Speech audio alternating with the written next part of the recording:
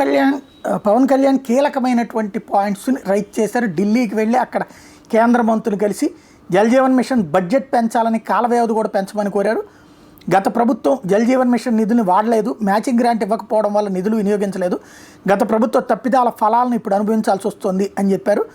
అదే సమయంలో రాష్ట్రంలో పైప్ లైన్ వేయడంలో డిజైనింగ్ లోపాలు చాలా ఉన్నాయి అన్నటువంటిది పవన్ కళ్యాణ్ కనిపెట్టారు. ఇందులో ఇళ్లల్లో మోటార్ పెట్టి నీళ్లు లాగేస్తున్నారు, ఎత్తు మీద ఉన్న వాళ్ళకి నీళ్ళు అందడం లేదు, ఓవర్ హెడ్ ట్యాంకులు ఉన్నాయి, ఉపరితల జలవనరులు ఉన్నాయి, కానీ డిజైనింగ్ లోపాల కారణంగా నీళ్లు అందరికీ అందడం లేదు, రూరల్ వాటర్ సప్లై శాఖ కూడా కొంత బాధ్యత వహించాల్సి ఉంటుంది అన్నటువంటి విషయాన్ని తేల్చి చెప్పారు.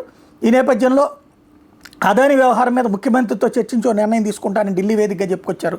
సమోసాల కోసమే 9 కోట్లు ఖర్చు పెట్టిన గత ప్రభుత్వంలో అసలు బాధ్యత లేదు, పారదర్శకత లేదు, జవాబుదారీతనం అసలే లేదు, పోలీసుల పని పోలీసులు చేసుకునేవాడు, నా పని నేను చేస్తాను, హోంశాఖ లాండర్ నా పరిధి లేదు, మీరు అడగాల్సిందే ముఖ్యమంత్రి గారిని అంటూ నేనేం మాట్లాడే బాధ్యతగా మాట్లాడి మీరు చెప్పిన అన్ని అంశాలు సీఎం దృష్టికి తీసుకొస్తాను, మిమ్మల్ని ఇబ్బంది పెట్టిన వాళ్ళని పట్టుకోవడానికి ఎందుకు తట్టపడేస్తున్నాను ఢిల్లీ మీడియా అడిగారని సీఎంకి చెప్తారు అన్నట్టు సీఎంకి చెప్తారు. అంటే కొంతమంది మీడియా వాళ్ళు అదేంటంటే పవన్ కళ్యాణ్ గారిని ఇబ్బంది పెట్టారు, చంద్రబాబు గారిని ఇబ్బంది పెట్టారు, వాళ్ళని ఎందుకు పట్టించుకోవట్లేదు, వాళ్ళ మీద యాక్షన్ తీసుకోండి అక్కడ ఉన్నటువంటి ఆంధ్రజ్యోతి, ఈటీవీ, TV5కి సంబంధించిన జర్నలిస్టులు అడిగినటువంటి నేపథ్యంలో ఆ అంశం మాట్లాడారు. అదే సందర్భంలో తనదైనటువంటి ఆలోచన చెప్పుకొచ్చారు.